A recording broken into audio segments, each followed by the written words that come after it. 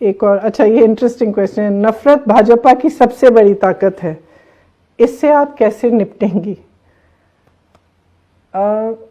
नफरत से निपटने का एक ही तरीका है, और ये कोई नया मेरा तरीका नहीं है, मैं नहीं कह रही हूँ, ये हमारे इतिहास में, हमारी संस्कृति में, वेदों में, पुराणों में, उसके बाद बुद्ध भगवान ने भी कहा, गुरु नानक जी ने भी कहा, नफरत का मुकाबला सिर्फ प्रेम कर सकता है।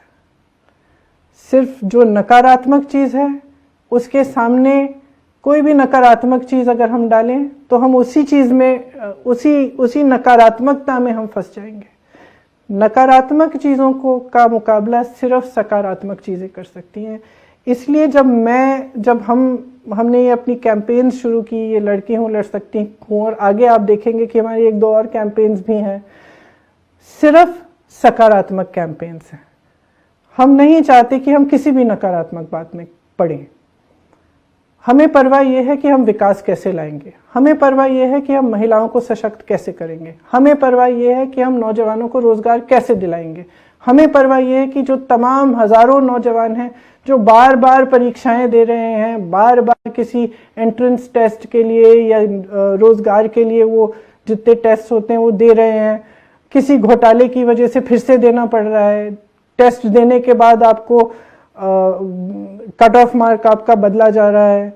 इन चीज़ों के साथ हम कैसे डील करेंगे, इनको कैसे हम हटाएंगे, बाधाएं कैसे हटाएंगे, ताकि जितने भी मौके हैं, चाहे रोजगार के मौके हैं, सशक्त होने के मौके हैं, नौजवानों को मिले, महिलाओं को मिले, और लोग जो विकास होना चाहिए वो असली विकास हो। ये विकास नहीं कि आप चुनाव आ रहा है तो आपने एयरपोर्ट का उद्घाटन कर लिया, पता चला कि एयरपोर्ट तो बना ही नहीं है, चाइना की एयरपोर्ट आप सोशल मीडिया पे दिखा रहे हैं, आपके विज्ञापनों पे सारा दिख रहा है कि विकास आया है, विकास आया, लेकिन जमीन पे कुछ नहीं है। जमीन पे लोग त्रस्त हैं, परेशान हैं, किसान हो, दलित हो, महिलाएं हो, नौजवान हो, सब त्रस्त हैं। तो जो राजनीति में जो हिंसा लाना चाहते हैं, जो नफरत लाना चाहते हैं, उनका एक मकसद होता है। मकसद ये है कि आप उनसे सवाल ना करें, आप उनसे जो एक्चुअल चीजें हैं कि भाई तुम मेरे लिए कर क्या रहे हो, ये आप पूछोगे नहीं। तो इनका फायदा कुछ ऐसी पार्टियों का ही होता है। अंत में आप सोचिए, आप नेता हैं, आपको जनता ने अपना प्रतिनिधि बना दिया।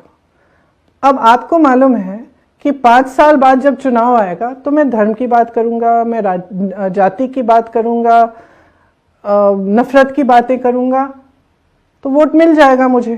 तो आप काम क्यों करेंगे? काम क्यों करेंगे आप काम तभी करेंगे ना जब आपको मालूम है कि 5 साल बाद आपको उस काम पे जवाब देना पड़ेगा, जवाबदेह बनना पड़ेगा।